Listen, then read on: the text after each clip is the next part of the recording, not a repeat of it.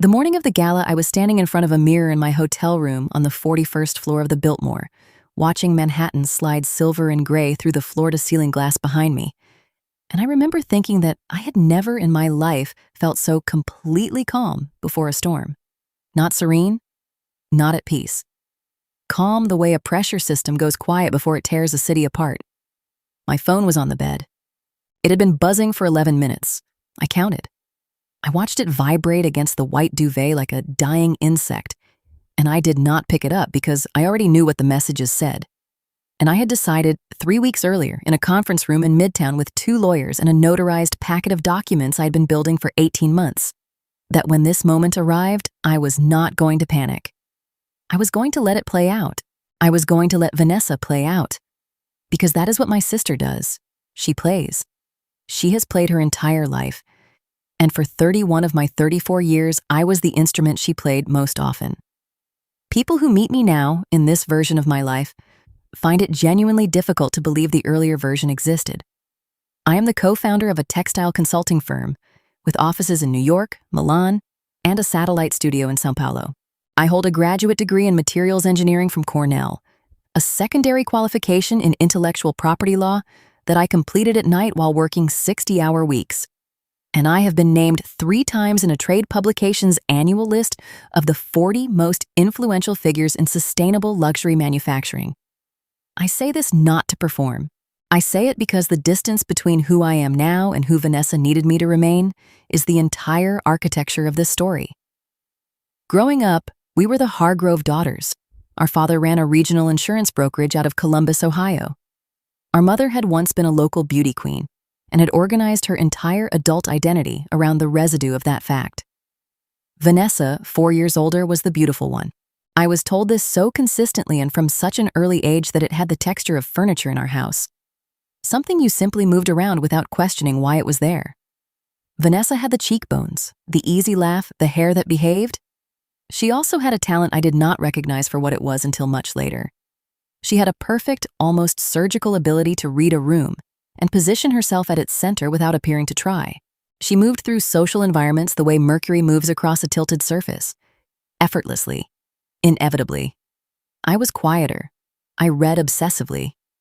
I took apart textile samples from my grandmother's sewing room and examined their weave structures under a magnifying glass. I built spreadsheets of color palettes before I knew what spreadsheets were called. I was interested in how things were made, which is a fundamentally different orientation than being interested in how things appear. And in our household, appearance was the only currency that mattered. So Vanessa was the investment. I was the footnote. The specific mechanics of my invisibility were mundane in the way all sustained cruelty is mundane. It happens through accumulation, through the daily deposits of small dismissals that individually seem almost too minor to name. Vanessa borrowed my things without asking and returned them damaged or not at all. She interrupted my sentences at dinner and my parents' letter, because whatever Vanessa was saying was always, by family consensus, more interesting. When I won a state-level academic competition in 8th grade, my mother's response was to note that Vanessa had been accepted to a more prestigious summer camp that same week, and the conversation migrated there before I had finished explaining what I had won. In high school, I discovered fashion. Not the consumption of it, but the construction, the language underneath it. I began to understand that what I was actually interested in was the intersection of material science and aesthetic communication, which is a precise and serious discipline that the fashion industry rarely names as such, but which drives every meaningful innovation in the field. I started making things, reconstructing things. I spent my junior year producing a series of garment concepts from repurposed industrial fabrics that my design teacher submitted, without telling me, to a national youth competition. I won. The prize was a summer apprenticeship in New York with a design house whose name I will not use here because the legal agreements I have signed since are quite specific, but which was at the time one of the most respected emerging labels in American fashion. I was 17 years old. I packed a bag and I took a Greyhound bus because the prize covered accommodation but not airfare, and I spent 12 weeks learning the actual vocabulary of my life's work. I came home transformed, and nobody in my family particularly noticed. Cornell took me on a partial merit scholarship. I worked the rest. I graduated in 4 years, started at a materials firm in New Jersey, spent 3 years building technical expertise in high-performance natural fibers, and then moved to New York to take a position with a consulting group that specialized in supply chain ethics for luxury brands. That job was where I met Priya Kapoor. Priya was a structural engineer by training who had pivoted into sustainable materials after spending 2 years in Bangladesh, documenting the supply chain failures that contributed to a catastrophic factory collapse.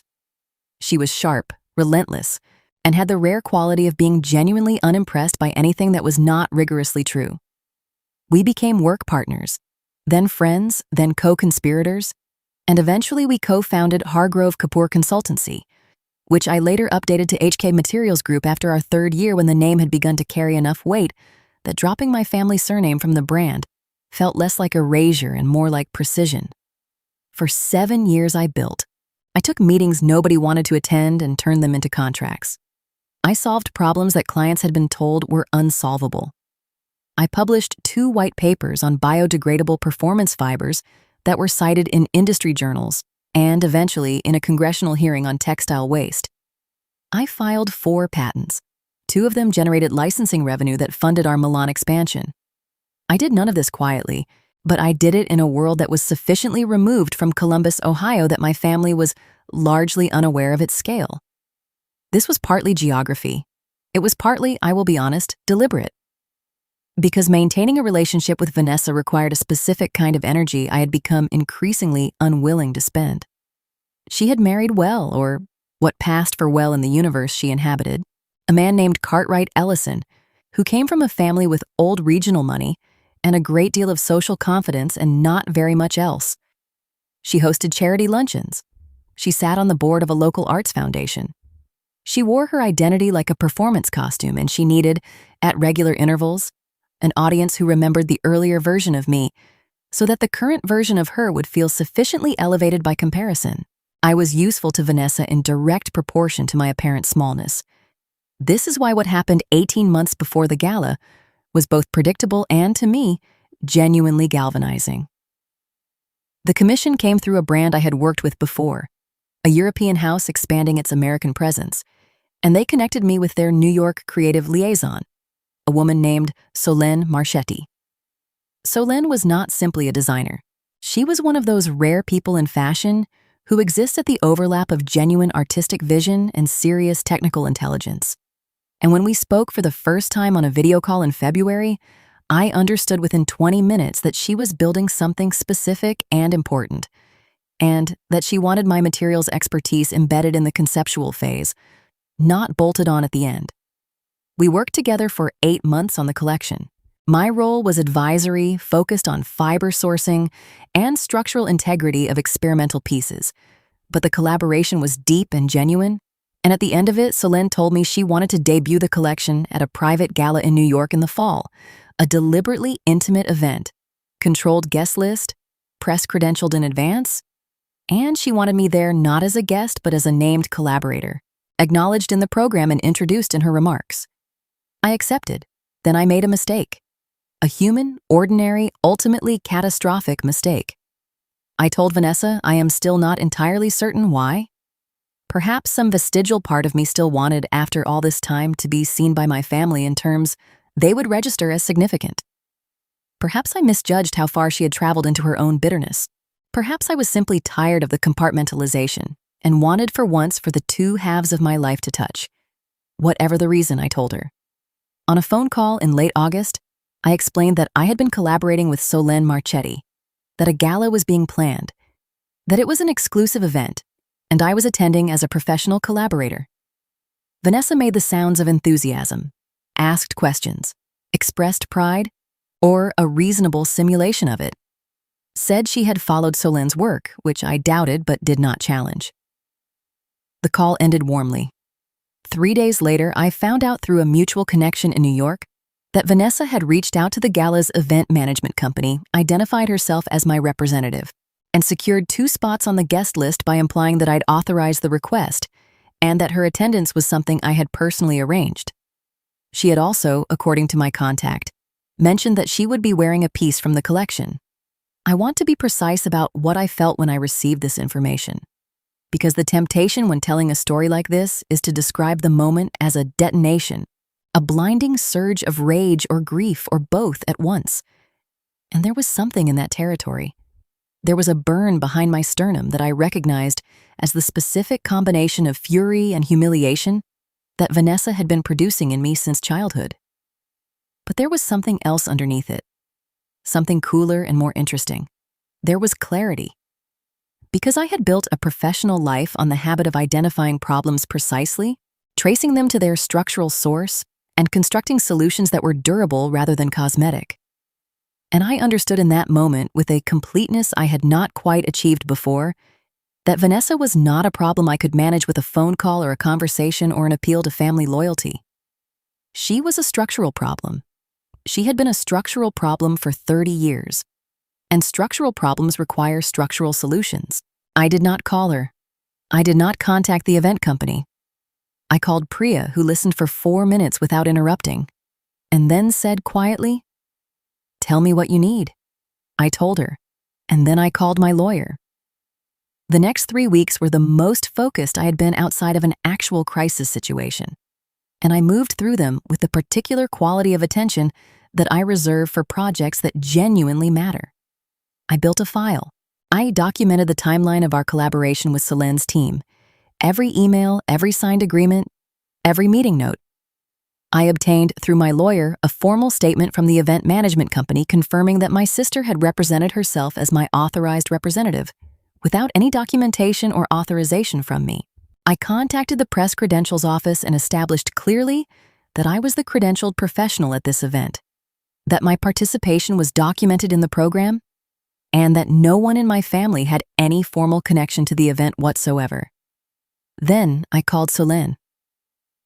This conversation was the one I had been most uncertain about, because Solen was the center of this event, and it was her work, her night, her reputation, and I was bringing her a problem she had not created and did not deserve. I laid it out in exactly the order I have described it here, calmly and completely. And when I finished, there was a silence on the line that lasted perhaps 6 seconds. Then Solen said, in her particular accent that moves between French and Italian depending on her level of emotion.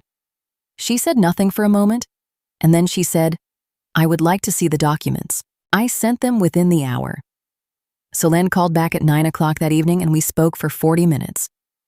She was not primarily angry, though there was anger in it. She was primarily, like me, interested in accuracy. She wanted to understand exactly what had been misrepresented and to whom, because her name was attached to this event, and her credibility in the American market was a thing she had been constructing for a decade, and she was not prepared to have it disrupted by someone who had attached themselves to her work like a barnacle. She said she would handle it. I asked her what that meant. She said, "I will make it accurate." I did not know, going into the morning of the gala, exactly what Solen had done.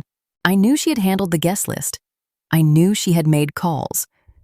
My contact at the event company had confirmed that certain adjustments had been made to the attendee register, but the specifics were information I had deliberately kept at arm's length, because what Solen chose to do with her own event was her prerogative and her authorship, and I had provided her with the information and the documentation and then stepped back. What I did know was that Vanessa believed she was attending. She had texted me 3 times in the preceding week with logistical questions framed as though we were coordinating together. Questions about the dress code, about whether the venue had valet parking, about what time I was planning to arrive. I responded to none of these. I also knew that Vanessa had acquired a dress. This is the part that requires a degree of background. As part of my collaboration with Solen, I had been given, as a professional courtesy, a single piece from the collection.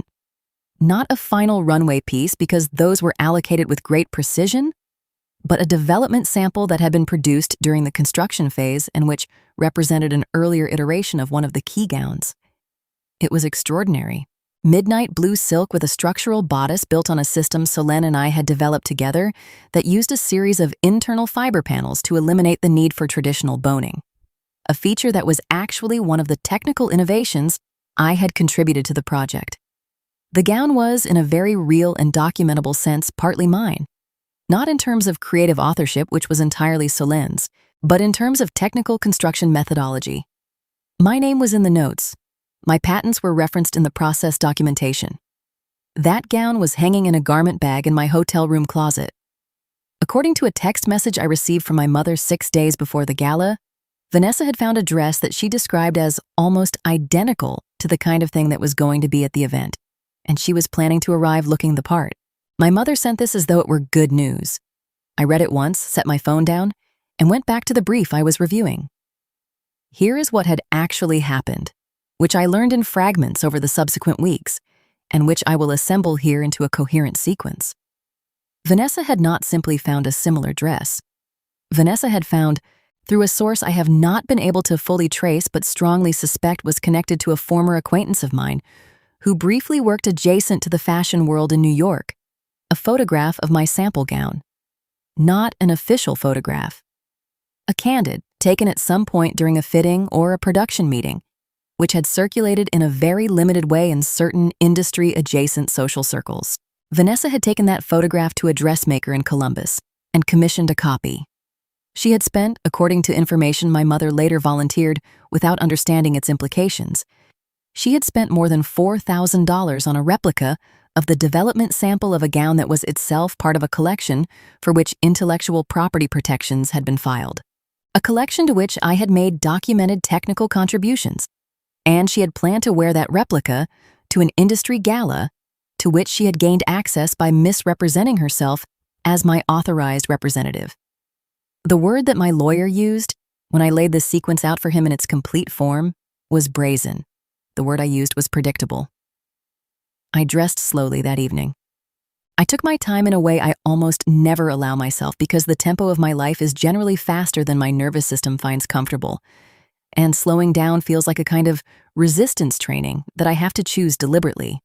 I did my own makeup, which I am reasonably accomplished at because I spent a formative period of my career working with people for whom visual self-presentation was a technical skill, and I absorbed the logic of it. I put the gown on. I stood in front of the mirror for perhaps 3 minutes. Then I went downstairs to meet Priya, who was in the hotel bar looking expensive and impenetrable in a column of dark green, and she handed me a glass of still water and said, "Simply, you look correct." That is Priya's highest compliment. She does not say beautiful, she says correct. She means, this is exactly what this moment requires. We took a car to the venue, which was a converted architectural space in the West Village that had once been a printing house and still had the bones of its industrial past visible in the ceiling and the floor. The design team had transformed it with restraint. Long tables, minimal flowers, a subtle sound installation that Solène had commissioned from an acoustic artist in Turin. It was the kind of space that rewards attention. Priya and I arrived 15 minutes before the formal start. We were received at the door by a member of Solène's team, a young woman named Celeste who managed the designer's New York communications, and who greeted me by name and with the specific warmth reserved for people who are expected rather than admitted. I noticed the guest list station. I noticed the security personnel at the entrance, of which there were more than I would have anticipated for an event of this scale. I noticed at a small table near the entrance a printed card with my name on it, identifying me as a collaborating professional. I found my seat, which was at a table very near the front, close to the small platform where Solène would speak, and I ordered sparkling water and I waited. Vanessa arrived at 40 minutes past the hour. I know the exact time because Celeste told me afterward, with a precision that suggested she had been tracking it. I did not see Vanessa arrive from where I was seated. What I heard was a brief, contained disturbance near the entrance, the particular quality of social friction that registers even in a well-run room as something that is not quite right. I did not turn around immediately. I completed the sentence I was in the middle of saying to the woman across from me, a materials buyer from a Milanese house who had genuine opinions about mycelium-based leather alternatives. And then I turned. And there was Vanessa. She was wearing a dress. The dress was navy blue, structured at the bodice with a quality of construction that from 10 meters away was almost convincing. It was not the gown I was wearing, not exactly, but it was unmistakably drawn from the same visual source. The lines were close. The silhouette was deliberate. She had paid attention to the photograph and she had paid $4,000 to a skilled dressmaker. And the result was something that would read to a general audience. as an intentional parallel. She was scanning the room with the bright, slightly too composed expression of someone who has rehearsed an entrance. She was with the person she had brought, a friend from Columbus whose name I have never learned and do not need. And they were moving forward from the entrance toward the main space, with the body language of people who are pretending they belong somewhere. They had been allowed in. This surprised me, and I felt a flash of something: concern, confusion, the beginning of recalculation. And then I saw Celeste appear at Vanessa's shoulder. Celeste was perhaps 28 years old, 5'3", and possessed of the specific, calibrated composure of someone who has been trained to handle exactly this kind of situation by someone who anticipated it would arise. She leaned close to Vanessa and said something. Vanessa's expression changed. Not dramatically, because Vanessa has always been skilled at maintaining a social surface under pressure. But the eyes shifted. The jaw tightened fractionally. Celeste gestured toward a side room, and Vanessa, after a pause that cost her something, followed. What happened in that side room I can tell you because Solène told me afterward, and because the exchange was brief enough that I can recount it nearly completely. Celeste presented Vanessa with a printed document, a formal letter on event stationery signed by Solène and by the event management company's director. The letter stated calmly and in full sentences the following: that the attendee list for this event was strictly credentialed, that Ms. Hargrove's presence on the guest list had been obtained through a misrepresentation of her relationship to an authorized collaborator of this event, that the dress currently being worn had been identified as a reproduction of a garment from the protected collection being presented this evening, which raised specific concerns under intellectual property agreements signed with the design house, and that the event's legal counsel had been advised. The letter then stated that Ms. Hargrove was welcome to remain at the event under a specific condition: that she not represent herself in any capacity as affiliated with the collection, the designer, or the collaborating professionals of the evening, that she take a seat designated for general invited guest, which was at a table near the rear of the room, and that she not approach any press-credentialed attendees. Alternatively, the letter said she was of course free to leave. It was, by any standard, a masterpiece of civil precision. It was the written equivalent of a very cold, very clear, very public window being opened in front of someone who had expected to walk through a door. Vanessa stayed. I did not know this until she appeared in my peripheral vision, approximately 40 minutes later, at a table significantly farther from the stage than the one I was occupying, and she was very still, and she did not look at me. At 9:45, Solène took the platform. She is not a natural public speaker in the conventional sense. She does not have the performance warmth of someone who has been trained to address rooms. What she has instead is precision and an absolute confidence in the value of what she is saying. And these things produce their own authority. She spoke about the collection. She spoke about her process. She spoke about the collaborations that had made the technical aspects of the work possible. And when she named me with specificity. She described the fiber panel system. She described the patents. She described, without drama and with total clarity, the contribution that I had made to the structural innovation that was visible in 3 of the key pieces being shown that evening. Then she said, "This work belongs to people who do the work, and the record will always reflect that." The room applauded. It was a good room, full of people who understood what she was saying on multiple levels. I felt, at that moment, something I had spent 34 years waiting to feel in the presence of my family name. Not vindication exactly. Vindication implies that something had been wrongly taken and was now returned. This was closer to witnessing an accurate record, a simple, precise, public correction of a story that had been wrong for too long. I did not speak to Vanessa that night. She left before the presentations concluded. I know because I checked once. The table near the rear was empty. And then I returned my attention to the woman beside me who was asking about the sourcing ethics of the fiber panels, which was a considerably more interesting conversation. I spoke to Priya on the way back to the hotel, standing outside the venue while we waited for our car, the air cooling quickly the way it does in New York in October, when the day heat drops suddenly and you remember that winter is a real thing coming. I told her I felt resolved. Not happy exactly, not victorious, resolved. Like a chord that had been dissonant for an extremely long time, had finally moved to its natural conclusion. Priya said, "I think that's the right word." We drove back largely in silence, which is our most comfortable mode. The consequences unfolded the way consequences do when the structure is sound, slowly and then completely. Solen's legal team sent a formal notice to the dressmaker in Columbus, who had produced the replica gown, citing the intellectual property protections on the collection's design elements and requesting documentation of the commission. The dressmaker, understandably alarmed, provided full documentation of the commission, including the photograph that had been used as reference and the name of the person who had placed the order. This became part of a formal file that was sent to the relevant parties and is, to my knowledge, still active in terms of its standing as a documented record, though no litigation has proceeded from it.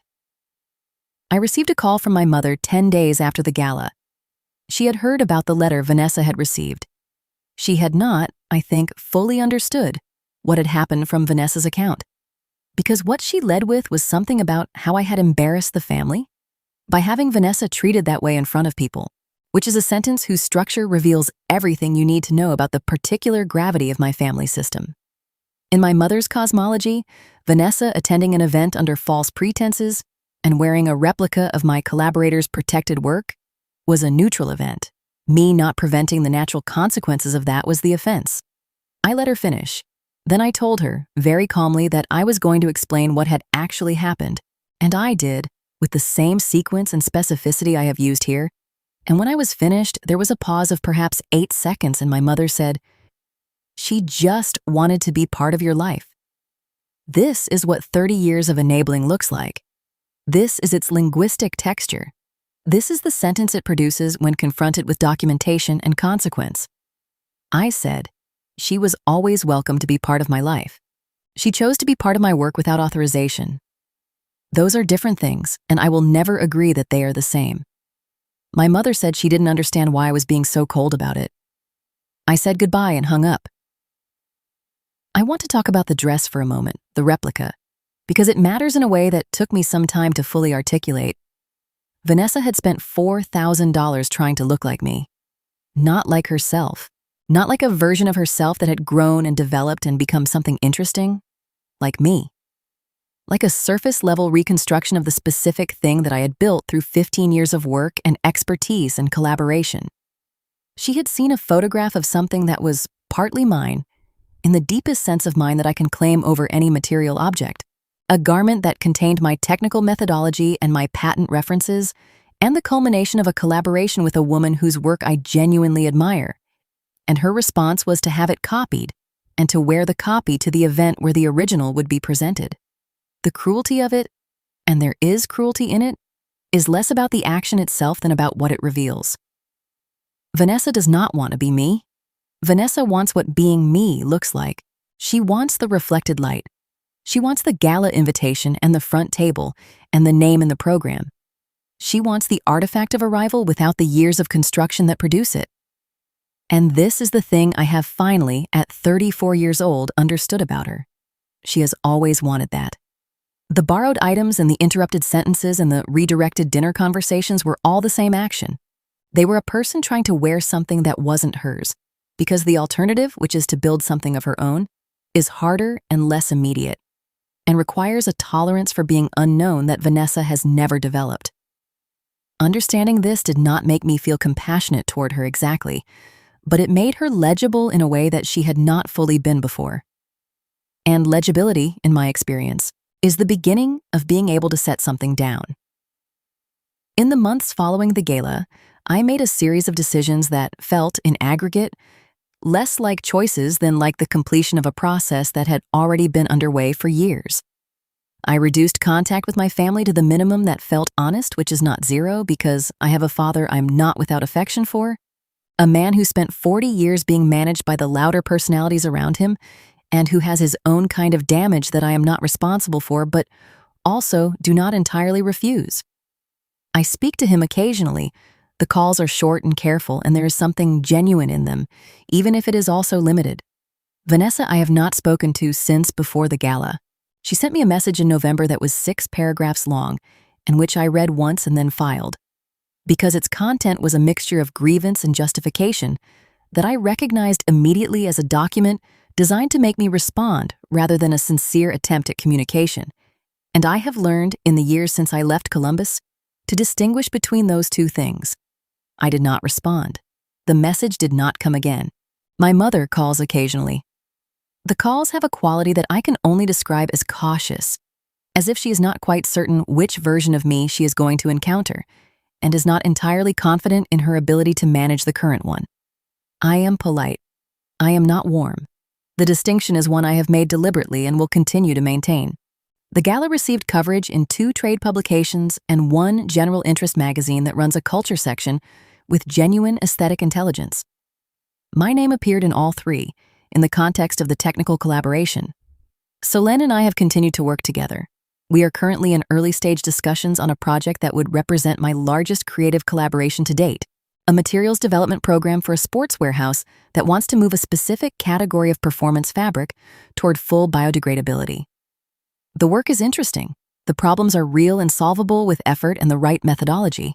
Priya expanded our São Paulo office. We hired 3 new researchers.